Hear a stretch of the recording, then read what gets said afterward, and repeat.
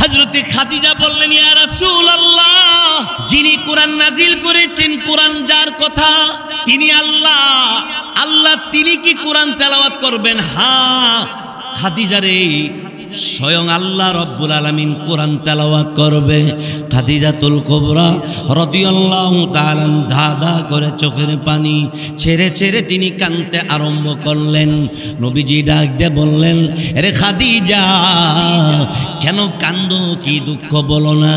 তখন খাদিজা ডাক দিয়ে বলে, ওগো আল্লাহর নবী, কোরআনুল কারীমের তেলাওয়াত আল্লাহ রব্বুল আলামিন তিনি জান্নাতের ভিতরে করবে, কিন্তু আমি খাদিজা আমার জীবনে যা ইবাদত করলাম, আমার দ্বারা আল্লাহ রব্বুল আলামিন কি আমাকে জান্নাত দিবে কি না, আমি কি জান্নাত পাবো কি পাবো না?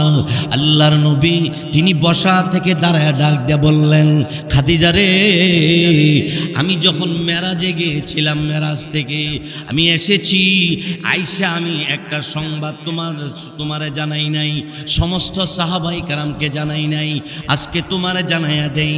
খাদিজা রে, জান্নাতের ভিতরে আল্লাহ রব্বুল আলামিন কয়েকটা ঘর বানায় রাখছি, এর ভিতরে একটা ঘর এত সুন্দর সুসজ্জিত করে বানানো।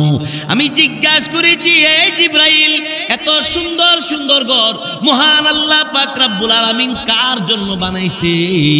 এমন সময় জিবরাইল আমাকে ডাক দিয়ে বললেন, ওগো আল্লাহর নবী, আসুন আপনি একটু সামনে আসেন, একটু নামটা পড়া দেখেন। আল্লাহ নবী তাকায়া দেখে ওই ঘরের সামনে লেখা খাদিজাতুল কুবরা। খাদিজার নামে আলাদা ঘর জান্নাতের ভিতরে রিজার্ভ করা। সেই খাদিজা চিন্তা করে জান্নাতের ভিতরে কেমনে যাইব, জান্নাতে যাইতে পারবো কি পারতো না, এই চিন্তা উনি জানে বাসে না। আর লক্ষাধিক নবী রসুলগণ এসেছিলেন এই পৃথিবীর জমিনে একটাই কারণ, যে হক আর বাতিলকে পার্থক্য করে দেওয়ার জন্য। জোরে বলুন ঠিক কিনা? আপনারা শুনছেন, হয়তো অনেকে জানেন, অনেকে আপনারা এই মিছিলে গিয়েছিলেন। আমাদের মাতার মুকুট, আমাদের মাতার তাজ, লক্ষ লক্ষ আলেম উলামার মাতার তাজ আল্লামা শাইখ সাজিদুর রহমান সাহেব দামাত বরকাতুহুম কে নিয়ে কটূক্তি করছিল কুলাঙ্গারে। জোরে কোন ঠিক কিনা? তো আমাদের মাথার মুকুট হযরত উলামায়ে কেরামের ব্যাপারে কেউ যদি বাঁকা নজরে তাকায়, নবীর উম্মত তাকে কখনো ছাড় দিবে না। আর আস্তে কোন ঠিক? আপনারা বলেন, আলেম উলামা যদি না থাকতো, হালাল হারাম এবং হক বাতিলের পার্থক্য বুঝার কোনো কায়দা ছিল না। এটা আপনার আমার জন্য উপকার। এই মিয়া, আমি কি উটু গাড়ি চালাইতাম না? তাইলে উটু গাড়ি চালাইলে আমারে ভাড়া দিত না? তাহলে আমি উটু গাড়ি না চালাইয়া মাদ্রাসাত পড়াই, মসজিদে নামাজ পড়াই, আপনাদের সামনে ওয়াজ করতে আই, তাহলে আমি উটু গাড়ি চালাইতে পারতাম, আমি জেনারেল লাইনে লেখাপড়া করে ইঞ্জিনিয়ার হইতে পারতাম, হাই স্কুলে মাস্টার হইতে পারতাম, আমিও তো পারতাম। তাইলে আমি এই লাইনে লেখাপড়া করলাম, আমারে যিনি লেখাপড়া করাইলেন, উনারে যিনি লেখাপড়া করাইলেন, এই লেখাপড়া শুরুটা কার থেকে? আল্লাহ রাব্বুল আলামিনের পক্ষ থেকে।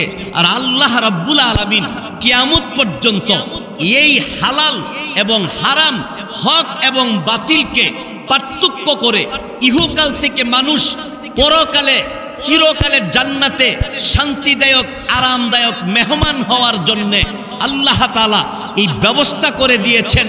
সেই ব্যবস্থার মধ্যে যদি কোনো কুলাঙ্গার, কোনো ইহুদি খ্রিস্টান, কোনো নাস্তিক মুরতাদ বেঈমান কাফের যদি কোনো বেদাতি যদি হামলা চালায়, তাদের দাঁত ভাঙার জবাব দেওয়ার জন্য কে কে রাজি আছেন? দুইটা হাত আল্লাহকে দেখায় দাও। সবাই রাজি আছেন তো? আল্লাহর ব্যবস্থার উপরে হামলা চালালে আল্লাহর জগতে আল্লাহর খাঁটি বান্দারা মানবে না, মানবে না, মানবে না। জোরে বলুন ঠিক কিনা? আপনারা নাম শুনছেন, দেখছেন না? ফেরাউন নাম কি শুনছেন?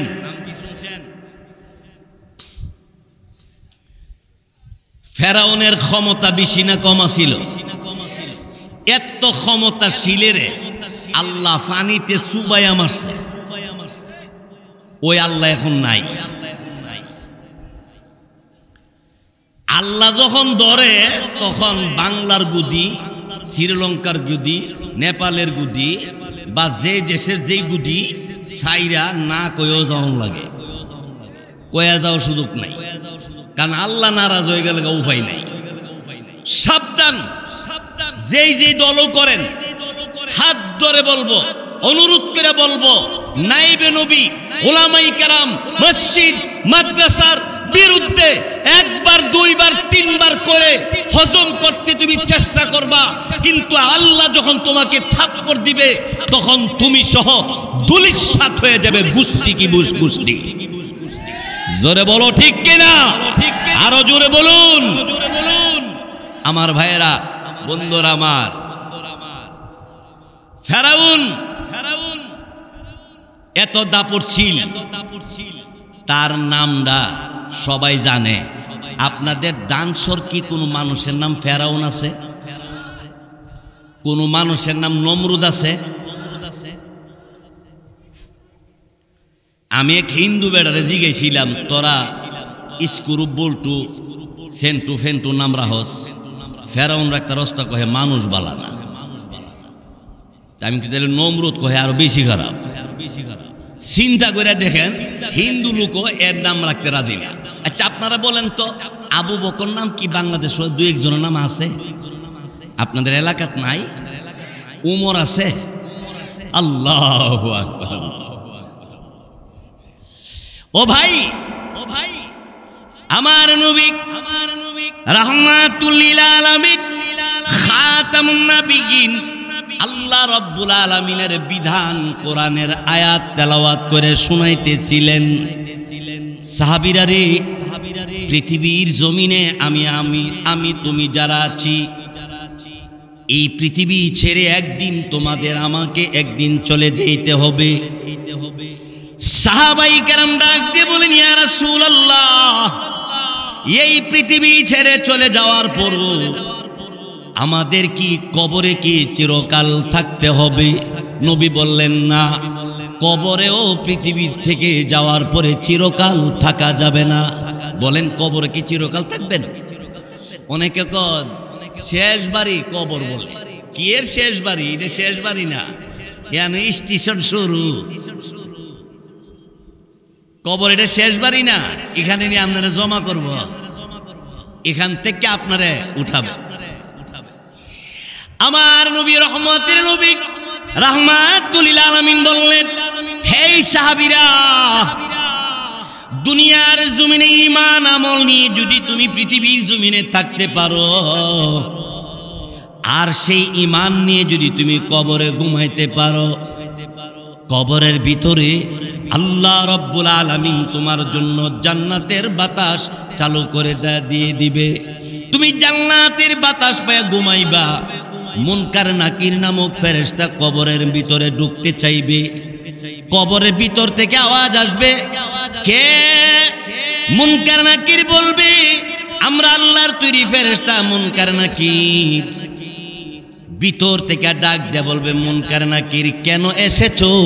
মুনকার নাকির বলবে, কবরের ভিতরে সওয়াল করার জন্য, প্রশ্ন করার জন্য এসেছি। তুমি কে? ভিতর থেকে বলবে, আমি হইলাম মহান আল্লাহর বাণী কোরআনুল কারীম। সাহাবীরা ডাক দিয়ে বলেন, ইয়া রাসূলুল্লাহ, কোরআনুল কারীম কবরের ভিতরে যদি আমার জন্য এইভাবে পাহারাদার হইয়া দাঁড়ায়, তাহলে কবরের ভিতরে মুনকার নাকির যদি প্রবেশ করতে না পারে, কিন্তু কিয়ামতের কঠিন ময়দান আল্লাহ রাব্বুল আলামিন যখন আহকামুল হাকিমিন হইয়া তিনি যখন বিচার আরম্ভ করবে, ওই দিন আমার জন্য কি কোরআনের পক্ষ থেকে কোনো সহযোগিতা পাবো? আল্লাহর নবী বলেন, কোরআনুল কারীম যেইভাবে নবীরা সুপারিশ করবে, আলেম উলামা সুপারিশ করবে, ঠিক তেমনি ভাবে কুরআনুল কারীম কাল কিয়ামতের কঠিন ময়দানে আল্লাহ রব্বুল আলামিনের বান্দার জন্য সুপারিশ করে বলবে, আল্লাহ রব্বুল আলামিন আপনার বান্দাটা আমি মহান আল্লাহ আপনার বাণী আমি কোরআনকে আমাকে এত ভালোবাসতো, আমাকে মহব্বত করত, আমাকে মহব্বত করে আমার দিকে তাকায় থাকতো। সুবহানাল্লাহ বলবেন না? হে আল্লাহ তাআলা, আপনি যদি এই লোকটারে জাহান্নামে দেন, আমি কোরআনও তার সাথে জাহান্নামে যাব।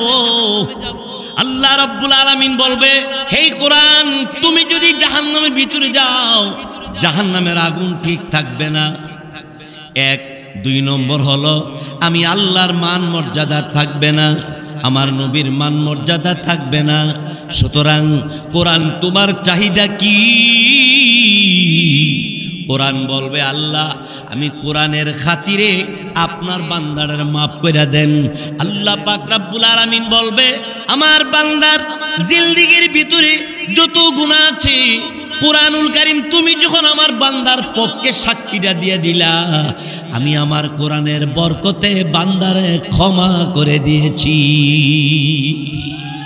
তাইলে বলেন তো, আপনাদের দানসার এই মাদ্রাসার মধ্যে সেই কোরআন শিক্ষা দেওয়া হয় যেই কোরআন কবরের ভিতরে আপনার পাহারাদার হয়ে থাকবে, যেই কোরআন হাসরের ময়দান আপনাকে সুপারিশ করে জান্নাতের ভিতরে পৌঁছাইয়া দিবে, সেই কোরআনের পক্ষে থাকার দরকার আছে না নাই? আর একটু জোরে কর। ভাইয়েরা আমার, বন্ধুরা আমার, হযরতে খাদিজাতুল কুবরা রাদিয়াল্লাহু তাআলা আমার নবীকে বললেন, ইয়া রাসূলুল্লাহ, ইয়া হাবিবাল্লাহ, নবী গো আপনার কাছে আমার একটা কথা আছে। কি কথা বলো? খাদিজা রাদিয়াল্লাহু তাআলা আনহা বলেছিলেন, নবীজি আপনি যখন কোরআন পড়েন এত মজা লাগে, আপনার কোরআন তেলাওয়াত শুনলে মনে হয় যেন আপনি আরো পড়েন, আমি আরো শুনি, কিন্তু তৃপ্তি পাই না। এমন সময় নবী ডাক দিয়ে বলেন, খাদিজা আমার জবানের কোরআন তেলাওয়াত শুনে তোমার যদি তৃপ্তি না মিটে, কোরআনটা যিনি নাজিল করছেন, কোরআনের কথা যার, তিনি যে তেলাওয়াত করবে মজা কেমন হবে তুমি জানোনি? সুবহানাল্লাহ বলবেন না? হযরতে খাদিজা বললেন, ইয়া রাসূলুল্লাহ, যিনি কোরআন নাজিল করেছেন, কোরআন যার কথা, তিনি আল্লাহ, আল্লাহ তিনি কি কোরআন তেলাওয়াত করবেন? হ্যাঁ খাদিজা রে, স্বয়ং আল্লাহ রব্বুল আলামিন কোরআন তেলাওয়াত করবে। খাদিজাতুল কুবরা রাদিয়াল্লাহু তাআলা ধাঁধা করে চোখের পানি ছেড়ে ছেড়ে তিনি কাঁদতে আরম্ভ করলেন। নবীজি ডাক দিয়ে বললেন, আরে খাদিজা কেন কান্দো, কি দুঃখ বলো না? তখন খাদিজা ডাক দিয়ে বলে, ওগো আল্লাহর নবী, কোরআনুল কারীমের তেলাওয়াত আল্লাহ রব্বুল আলামিন তিনি জান্নাতের ভিতরে করবে, কিন্তু আমি খাদিজা আমার জীবনে যা ইবাদত করলাম, আমার দ্বারা আল্লাহ রব্বুল আলামিন কি আমাকে জান্নাত দিবে কি না? আমি কি জান্নাত পাবো কি পাবো না? আল্লাহর নবী তিনি বসা থেকে দাঁড়ায় ডাক দিয়ে বললেন, খাদিজা রে, আমি যখন মেরাজে গিয়েছিলাম, মেরাজ থেকে আমি এসেছি, আইসা আমি একটা সংবাদ তোমারে জানাই নাই, সমস্ত সাহাবায়ে কেরামকে জানাই নাই, আজকে তোমারে জানাইয়া দেই। খাদিজা রে, জান্নাতের ভিতরে আল্লাহ রব্বুল আলামিন কয়েকটা ঘর বানায় রাখছি, এর ভিতরে একটা ঘর এত সুন্দর সুসজ্জিত করে বানানো। আমি জিজ্ঞাসা করেছি, এই জিবরাইল, এত সুন্দর সুন্দর ঘর মহান আল্লাহ পাক রব্বুল আলামিন কার জন্য বানাইছে? এমন সময় জিবরাইল আমাকে ডাক দিয়ে বললেন, ওগো আল্লাহর নবী, আসুন আপনি একটু সামনে আসেন, একটু নামটা পড়া দেখেন। আল্লাহ নবী তাকায়া দেখে ওই ঘরের সামনে লেখা খাদিজাতুল কুবরা। খাদিজার নামে আলাদা ঘর জান্নাতের ভিতরে রিজার্ভ করা। সেই খাদিজা চিন্তা করে জান্নাতের ভিতরে কেমনে যাইব, জান্নাতে যাইতে পারবো কি পারতো না, এই চিন্তা উনি জানে বাসে না। আর আমরা দেশের খাদিজারা দেশ কাবু করবার লাগিয়া এরপরে কি করলে পরে দেশ, ঠিক না? আমরা খাদিজার তো খবরই নাই। আমরা খাদিজারা মনে করে যে জান্নাত মনে হয় এদের নিজে বাড়া রাখা। আপনাদের দানসুর মহিলার কথা কই না আবার। ও মুসলমান, বন্ধুগণ আমার, খারাপ লাগতেছে? তার পরবর্তীতে খাদিজাতুল কুবরা রাদিয়াল্লাহু তাআলা আনহাকে আমার আপনার নবী বলেন, খাদিজা, জান্নাতের ভিতরে তোমার জন্য আলাদা ঘর আল্লাহ বানায় রাখছি। খাদিজা ডাক দিয়ে বললেন, ওগো আল্লাহর নবী, আমার জন্য আল্লাহ কোন ইবাদতের বিনিময়ে, আমার কোন আমলের কারণে আমার জন্য আল্লাহ জান্নাতে ঘর বানাইছি? আল্লাহ রসুল ডাক দিয়ে বললেন, খাদিজা রে, তোমার একটা আমল আল্লাহর কাছে পছন্দ, সেটা হলো তুমি আমাকে মহব্বত করো, আল্লাহকে মহব্বত করো। তোমার যত দ্বন্দ্বলত আছে কোরআনের জন্য, ইসলামের জন্য তুমি যে দান করে দিছ, আল্লাহ বলেন আমার খাদিজা দ্বন্দ্বলত সব দান করলো কোরআনের জন্য, আমি আল্লাহ দান করলাম জান্নাতের সম্পন্ন সব। জোরে বলেন আলহামদুলিল্লাহ, আলহামদুলিল্লাহ। এই জন্য খাদিজার মতো এত নেককারিনী একজন মহিলা হইয়া জান্নাতে যাওয়ার ব্যাপারে এত টেনশন করে। আর আমরা পুরুষ যারা আছি, আমরা কি জান্নাতে যাওয়ার ইচ্ছা আছে? সবার ইচ্ছা আছে তো? মাশাআল্লাহ। নামাজ পইরা না সাইরা, রোজা রাইক্যা না রাইক্যা, সুদ খাইয়া না সাইরা, পরের হক নষ্ট কইরা না নষ্ট কইরা, সাবধান। ভাইয়েরা আমার, বন্ধুরা আমার,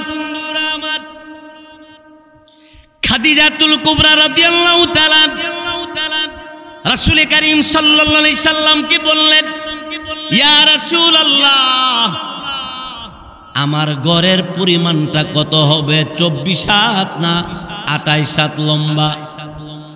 রাসূল ডাক দিয়ে বলেন, খাদিজা, তোমার ঘরের এই মাথা থেকে ওই মাথা পর্যন্ত যাইতে জিবরাইলের 40 বছর সময় লাগে। আরো আস্তে কোন, গোটা ছুড়ু না। আল্লাহু আকবার, আল্লাহু আকবার। জিবরাইল বলেন, হুজুর, খাদিজার এই ঘরের এই কিনার থেকে ওই কিনারে যাইতে আমার 40 বছর সময় লাগে। নবী ডাক দিয়ে বললেন, আমার খাদিজা একজন মহিলা, তার জন্য এত বড় ঘর বানানোর কারণটা কি?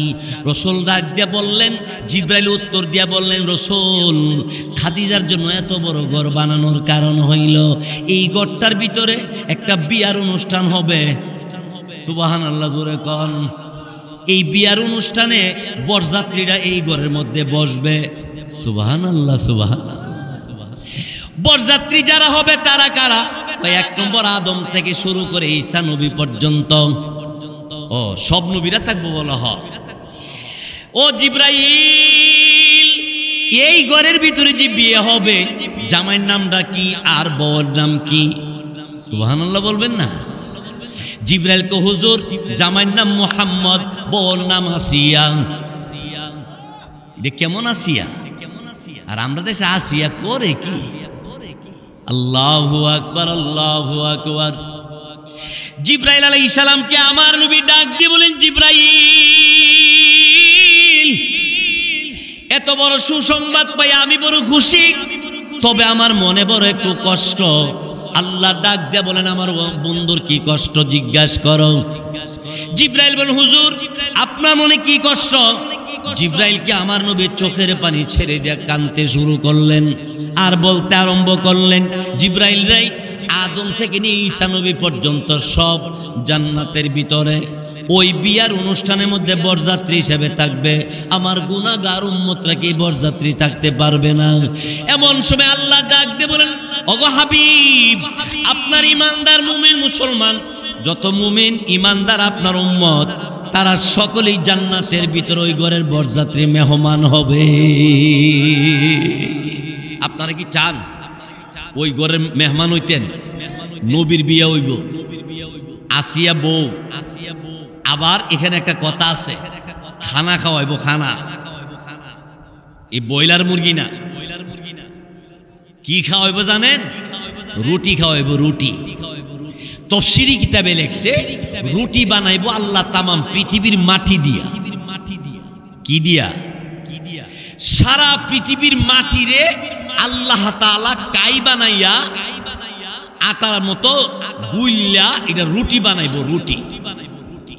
প্রশ্ন জাগে, আল্লাহ মাটি দিয়া ফেক বালু সালু এগুলা মাটি দিয়া রুটি বানাইলে এই রুটি মানুষে কেমনে খাইবো? আচ্ছা বলেন তো, আল্লাহ যদি মাটিরে বলে 1 নম্বর ময়দা হয়ে যায় গিয়া, কতক্ষণ লাগবে হইতে? আল্লাহ বানাইতে পারবো নি? বন্ধুগণ আমার, ভাইয়েরা আমার, সাহাবায়ে কেরাম জিজ্ঞাসা করলেন, ইয়া রাসূলুল্লাহ, মাটি দিয়ে যদি রুটি বানায়, এই রুটি মানুষ কেমন করে খাইব? আল্লাহ পাক রব্বুল আলামিন নবীকে জানাই দিলেন, ইয়া রাসূলুল্লাহ, ইয়া হাবিবাল্লাহ, নবী গো আপনি বলেন তামাম পৃথিবীর মাটিকে আমি আল্লাহ 1 নম্বর ময়দা বানাবো, 1 নম্বর আটা বানাবো। ময়দা আটা বানাইয়া আমি আল্লাহ রব্বুল আলামিন এই রুটিকে আমি আমার বান্দাদের জন্য খাবার ব্যবস্থা করব। কেন বানাবো জানেননি? মুফাসসিরিন কেরাম বলেন, মাটির মধ্যে আনারসের মজা আছে, কাঁঠালের মজা আছে, পেঁপের মজা আছে, পিয়ারার মজা আছে, লিচুর মজা আছে, কমলার মজা আছে, আনারসের মজা আছে, বেদানার মজা আছে। বলেন তামাম পৃথিবীর ভিতরে যত ফল আছে, ফলগুলি মাটির মধ্যে গাছ হয় না মাটি সারা? আল্লাহ বলেন, হাবিব দুনিয়ার যত ফল মূল আছে সমস্ত ফলের মজা আমি আল্লাহ মাটির মধ্যে মিশায় রাখছি। আমার বান্দাকে 1 পদের মজা নয়, রুটির ভিতরে আনারসের মজা থাকবে, আমার রুটির ভিতরে কাঁঠালের মজা থাকবে, রুটির ভিতরে কমলার মজা থাকবে, রুটির ভিতরে মালটার মজা থাকবে, বেদানার মজা থাকবে। এইভাবে প্রত্যেকটা ফল ফ্রুটের মজা এই রুটির মধ্যে থাকবে। কারণ সমস্ত ফল ফ্রুটের মজা আমি আল্লাহ মাটির মধ্যে মিশিয়ে রাখছি। এই মাটির ভিতরে সুক্কাও আছে, মিষ্টিও আছে। না নাই? লিবু গাছ মাটির মধ্যে হয় না? লিবু সুক্কা নামিডা, বড়ই গাছের সুক্কা নামিডা। এই মেয়ে কন্যা কেরে আমরা মিডা না সুক্কা? তাইলে মাটি তো একটাই। আবার এই মাটির মধ্যে আম পাকছে, মিষ্টি কি মিষ্টি না? ল্যাংরাম, নাম ল্যাংরা, আসলে আমের ফাওই নেই, কিতা বল ল্যাংরা, ঠিক না? কিছু কথা মানুষ এরকম কয়া তাহে আর কি। আয় হায় ভাইয়েরা আমার, বন্ধুরা আমার, সাহাবায়ে কেরাম জিজ্ঞাসা করলেন, ইয়া রাসূলুল্লাহ, রুটি দিবে সাথে কি বাজি দিবে না? হ্যাঁ, বাজি দেওয়া হবে। বাজি হবে একটা মাছের কলিজা। সুবহানাল্লাহ, জোরে কোন। একটা মাছের কলিজা।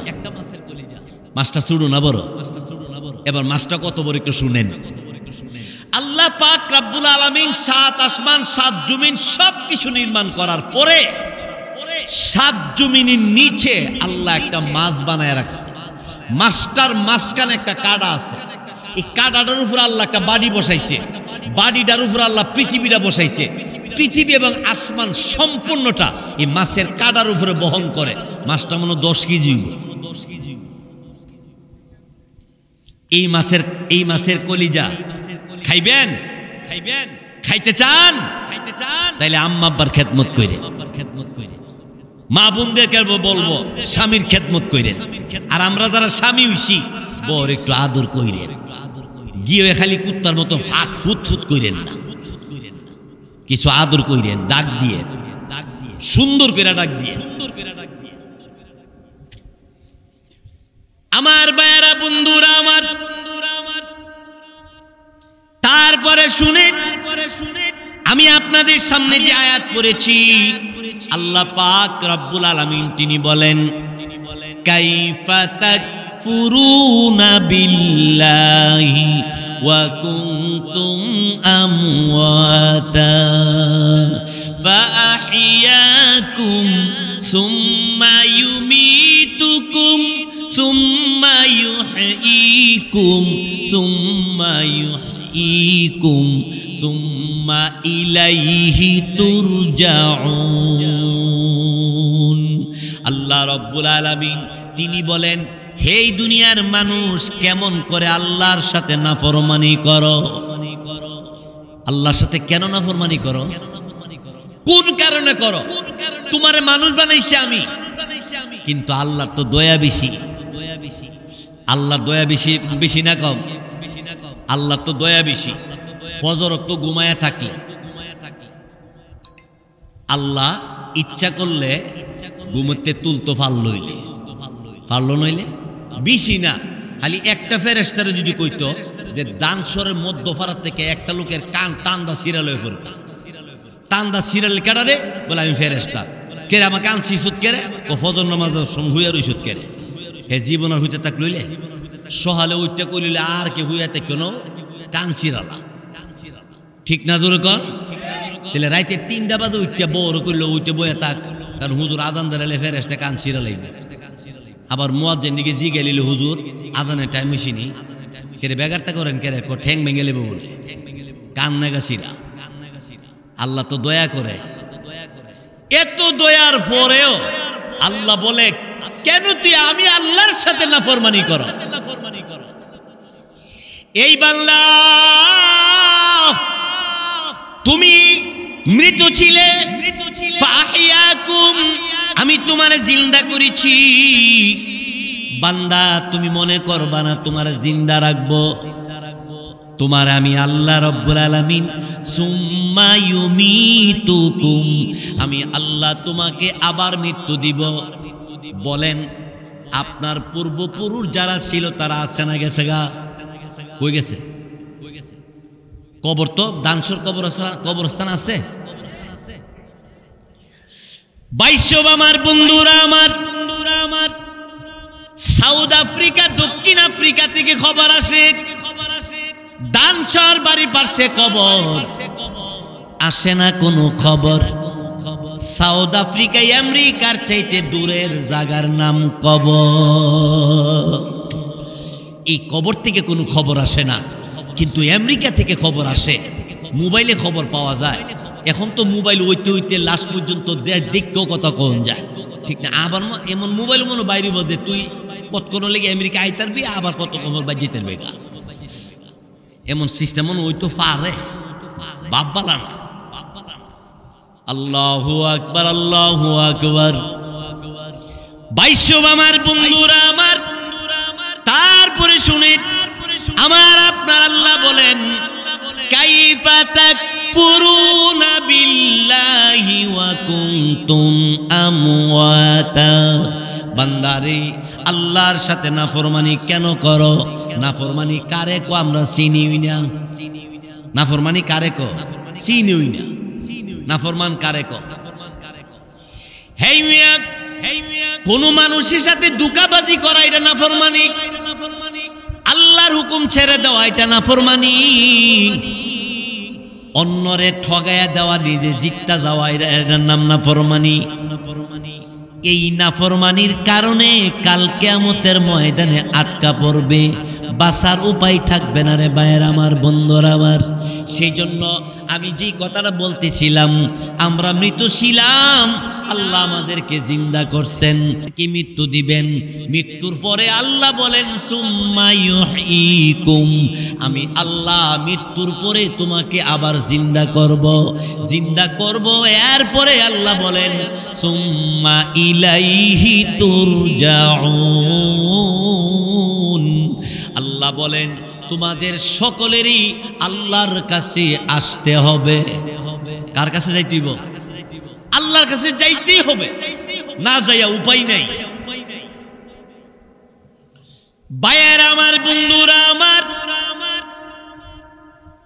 ভালো করে খেয়াল করুন। হযরতে আবু বকর সিদ্দিক রাদিয়াল্লাহু তাআলা আল্লাহর কাছে উপস্থিত হওয়ার ব্যাপারে তিনি জমিনে পড়ে ঘরে ঘরে কান্দে। সাহাবীরা জিজ্ঞাসা করলেন, আবু বকর, নবী আপনার এত ভালোবাসে, আপনি জমিনে পড়ে কেন ঘরে ঘরে কান্দেন? আবু বকর ভালো বলে না মন্দ বলে না, শুধু চোখের পানি ছেড়ে ছেড়ে তিনি কান্দেন। এত দামি সাহাবী, যার জন্য আল্লাহ রব্বুল আলামিনের পক্ষ থেকে ঘোষণা, আমার আবু বকর জান্নাতের মেহমান। ভাইয়েরা আমার, বন্ধুরা আমার, সাহাবীরা নবীজির কাছে গিয়ে বলেন, ইয়া রাসূলুল্লাহ, ইয়া হাবিবাল্লাহ। আবু বকর জমিনে পড়ে গড়ায় গড়ায় কান্দে।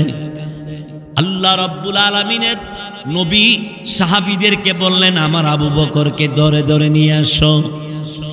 হযরতে আবু বকর সিদ্দিক রাদিয়াল্লাহু তাআলা আনহুকে আমার নবীজির কাছে নিয়ে গেলেন।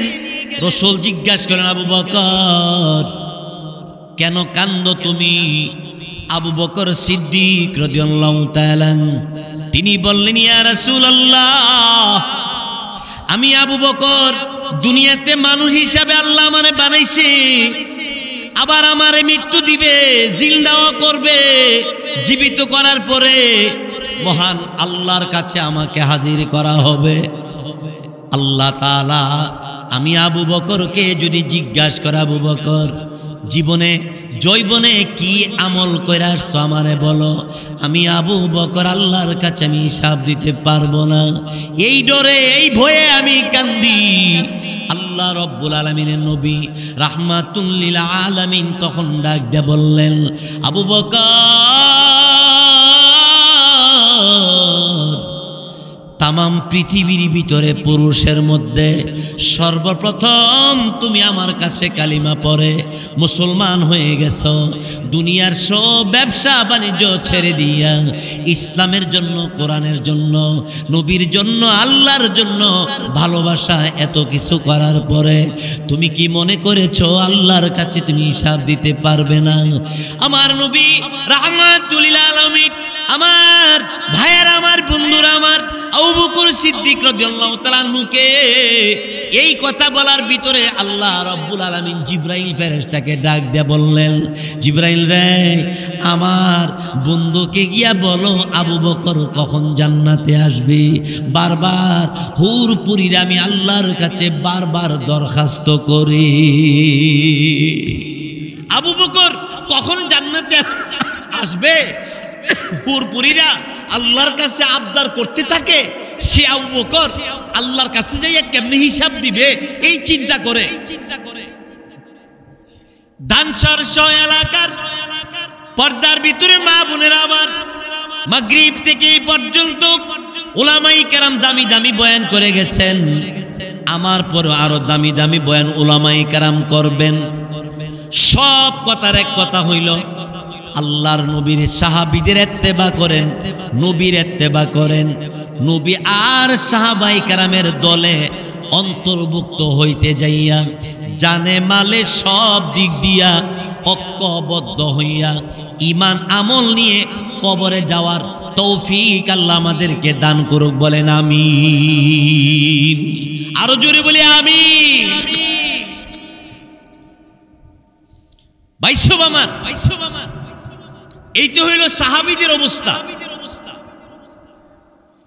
সারা পৃথিবীতে যত বড় বড় মাদ্রাসা আছে, এর ভিতরে দেওবন্দ মাদ্রাসা একটা বড় মাদ্রাসা, নাম শুনছেন?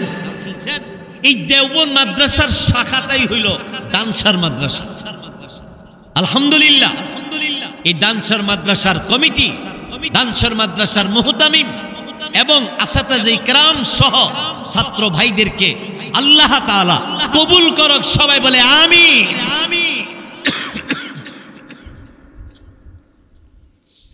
ভাইয়েরা আমার, বন্ধুরা আমার,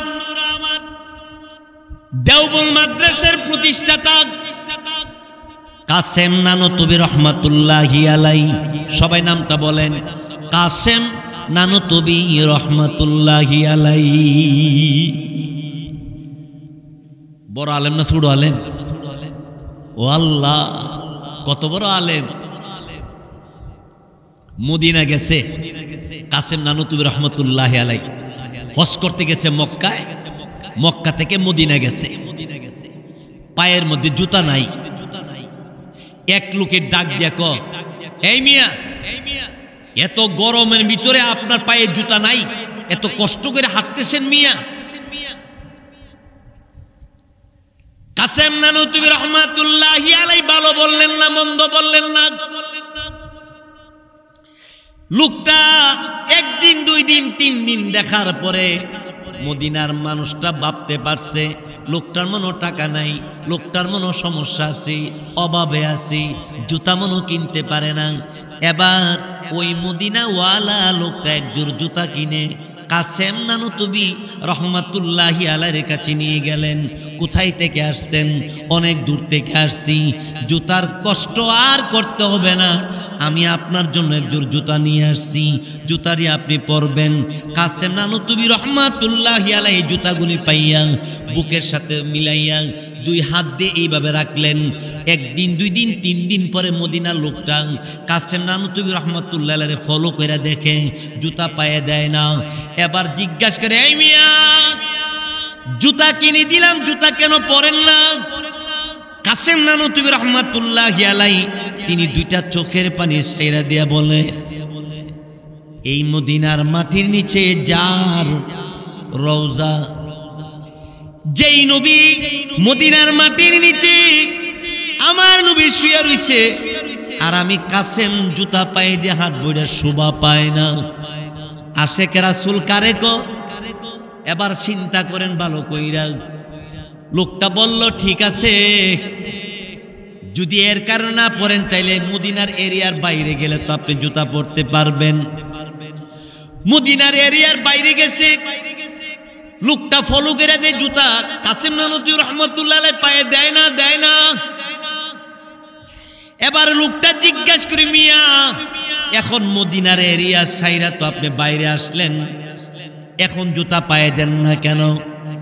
কাসেম নানুতুবি রহমাতুল্লাহি আলাইহি আঙ্গুলটা দেখাইয়া দেয়া বলে, আমার নবীজির রওজা শরীফের গম্বুজটা সবুজ কালার, তুমি যে আমার জুতা দিছো জুতার কালারও সবুজ কালার, সবুজ কালারের গম্বুজ আর আমার পায়ে থাকবে সবুজ কালারের জুতা, এটা নবীর বিয়াদবি হয়, নবীর সাথে আমি বিয়াদবি করতে পারি না।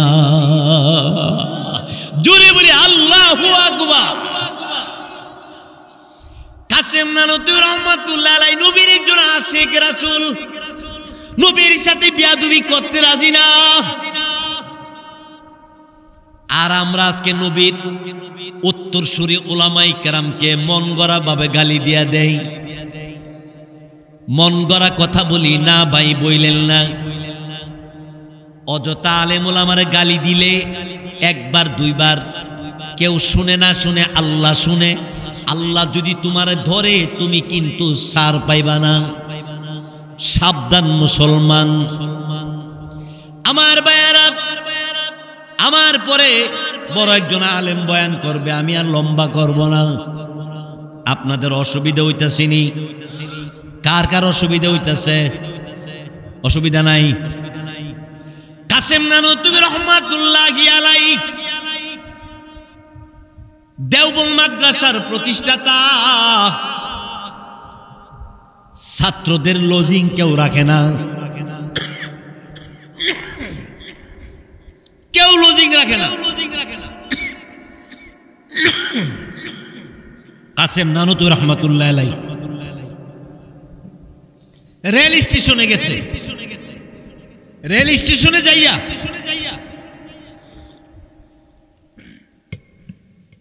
দাঁড়ায় রইছে, মানুষে মালের বস্তা লইলে মালের বস্তা মাথায় লইয়া বেটার বাড়িতে পৌঁছাই দিছে। তো কিছু টাকা দিলে এই টাকা দিয়ে বাজার করে ছাত্ররে খাওয়াইছি।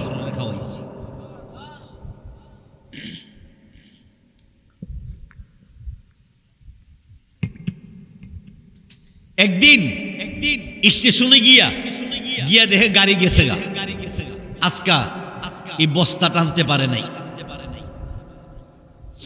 এখন কি করব? একটা ব্যাগ লইয়া বাজারে গেছে কিছু সাহায্য চাইবার লাগিয়া। একটার কাছে গিয়া কইছে, মাদ্রাসার কয়েক ছাত্ররা না খাইয়া রইছে, কিছু সাহায্য দিবেন? ও তুমি আইসো, আর কিছু না দিয়া পারা যা, নেন। দিছে। উনি হাত খুললা দেখে সালি দিছে, সালি। কি দিছে? ছাই।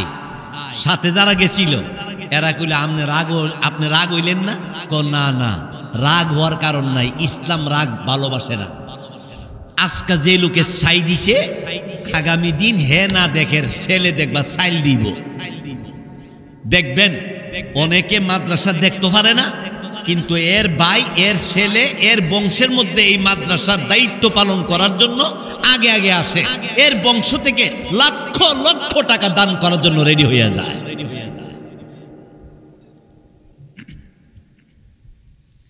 কাসেম নানুতু রহমতুল্লাহ আলাইহি সারা বাজার ঘুরল, কেউ বাজার দিল না, কোথাও থেকে কালেকশন করতে পারল না। তিনি বাজারে কিনারে বৈশা রইছে, ছাত্ররা না খাইলে থাকতো না, এখন কই যাইব কি করব টেনশন করতেছে। হঠাৎ করে তাকায় দেখে লোকেরা তুরমুজ খাইয়া তুরমুজের চামড়া রাস্তার সাইডে ফালাইতেছে। ফালাইয়া যখন লোকেরা চলে গেছে, কাসেম নানুতু রহমতুল্লাহি আলাইহি ওই চামড়াগুলি তুরমুজের চামড়াগুলি ব্যাগে ঢুকাইয়া বাড়িতে নিয়ে আইসা শিল্লা এটা লবণ দিয়া ময় মশলা নাই ইটা ওই ফাঁকশাক কইরা ডেগের মধ্যে গরম কইরা সিদ্ধ কইরা মাথায় লইয়া মাদ্রাসাত গেছে।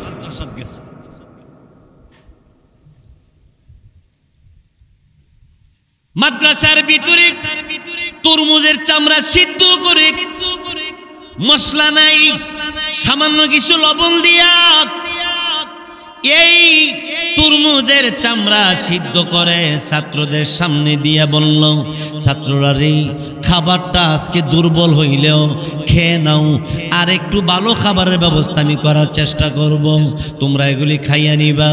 ছাত্রদের খাবার দিয়া এই দেখছি নামায়া কাসেম নানুতুবি রহমাতুল্লাহি আলাইহি মাদ্রাসার ঘরের পিছনে যাইয়া তিনি সেজদায় পড়ে আল্লাহ রব্বুল আলামিনকে ডাক দিয়ে বললেন, আল্লাহ গো আপনার কোরআন শিক্ষা দেওয়ার জন্য, আপনার নবীর সুন্নত শিক্ষা দেওয়ার জন্য, এই মাদ্রাসার ছাত্রদের খাবারের জন্য এতদিন পর্যন্ত আমি কুলিগিরি করলাম, আজকে রেলগাড়ি লাগাল পাই নাই, বস্তা টানতে পারি নাই, বাজার করার টাকা নাই, বাজার থেকে তরমুজের চামড়া নিয়ে এইগুলি সিদ্ধ করে ছাত্রদের সামনে যে খাবার দিয়ে আসলাম, না জানি এই খাবার পাইয়া ছাত্র সব চইলা যায়, সেজদার মধ্যে পড়ে হাউ মাউ করে চিৎকার করে আল্লাহর কাছে কান্দে, এ আল্লাহ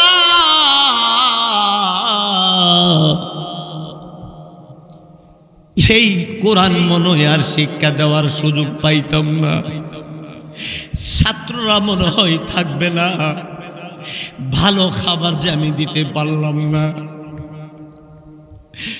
মাদ্রাসার ঘরের পিছনে তিনি সেজদা থেকে গৈরিতে আরম্ভ করছে, ঘরে ঘরে কান্দে, আমার আল্লাহ কে বলে, আল্লাহ না জানি গো এই তরমুজের চামড়া সিদ্ধ করা খাওয়া খাইয়া ছাত্রগুলি চলে গেলে কোরআন কারে শিখা দিব, কারে শিখাবো কোরআন, কারে শিখাবো নবীর সুন্নত। সমস্ত হিন্দুবাদীরা সমস্ত নাস্তিকবাদীরা এই মাদ্রাসার বিরোধিতা করে, আমি কাসেম কি করব আল্লাহ রব্বুল আলামিনের দরবারে। তিনি কাঁদতেছে, হঠাৎ করে তিনির কানে আওয়াজ যাইতেছে, মাদ্রাসার ভিতরে একটা ছাত্র আরেকটা ছাত্রের বলে, হুজুরে এতদিন পর্যন্ত আমাদেরকে এত খাবার দাবার দিল, এত মজাদায়ক খাবার আমরা আর কোনোদিন খাই নাই। সুবহানাল্লাহ বলবেন না?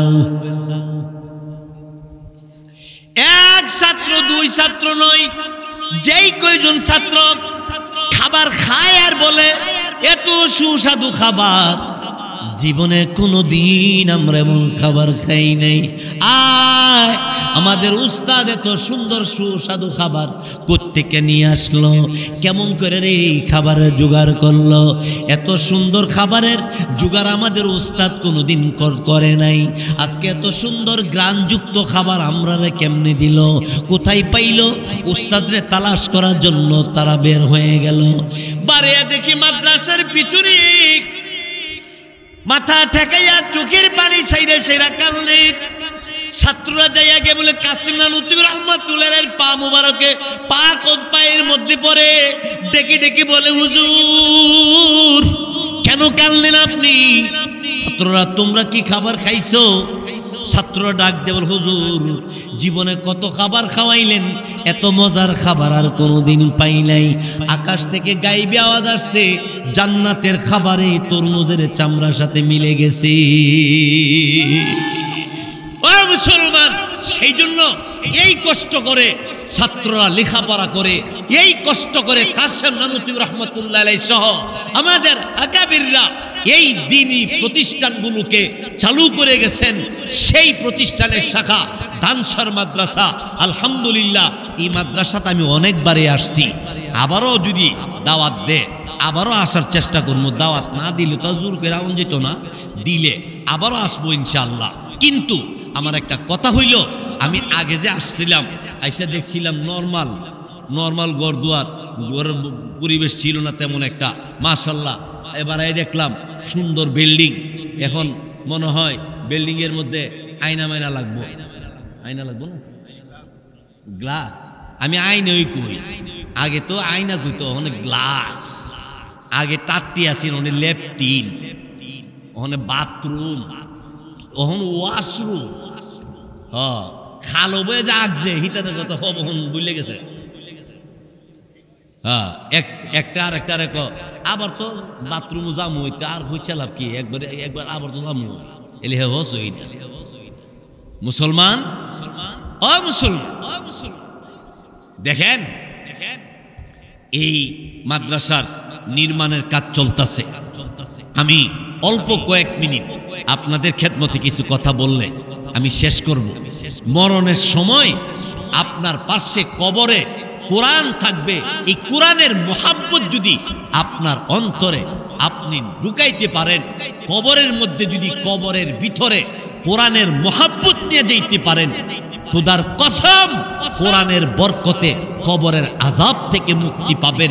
হাসরের ময়দানে আল্লাহ তাআলার কাছে নাজাতের মাধ্যম হইয়া কোরআন আপনাকে জান্নাত পর্যন্ত পৌঁছাইয়া দিবে। সেই কোরআনের মোহাব্বতে এই কয়টা গ্লাস লাগে?